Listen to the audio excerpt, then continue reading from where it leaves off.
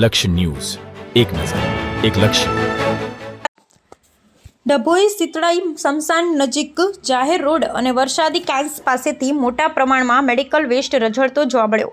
Medical વેસ્ટના નિકાલ માટે અલાયદી વ્યવસ્થા હોવા છતાં આ વેસ્ટ નાખનાર કોણ છે એ બાબતે પાલિકા કે અન્ય લાગતા તંત્ર તપાસ કરે એવું પ્રજા ઈચ્છી રહી છે.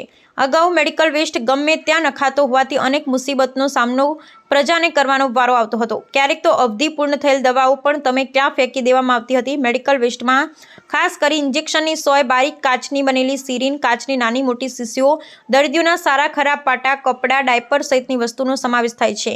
ત્યારે આવી વસ્તુ ગમે ત્યાં હોસ્પિટલ દ્વારા નાખવામાં આવતા ક્યારેક પ્રાણીઓ, નાના ભૂલકાઓ, વયોવૃદ્ધો આ મેડિકલ વેસ્ટનો શિકાર બની ક્યાંક બીમાર કાં તો ક્યાંક ઉપાધિમાં પડી જતા હોય છે. જેથી સરકાર દ્વારા મેડિકલ વેસ્ટ માટે એક અલાયદી વ્યવસ્થા ઊભી કરવામાં આવી છે. મેડિકલ વેસ્ટ લેવા માટે એક વાન ડભોઈ નગરમાં સમયાંતરે આવી તમામ હોસ્પિટલનું મેડિકલ વેસ્ટ ઉઘરાવી આ વેસ્ટનો નિકાલ કરવાની વ્યવસ્થાનો ભાગ ભજવે છે.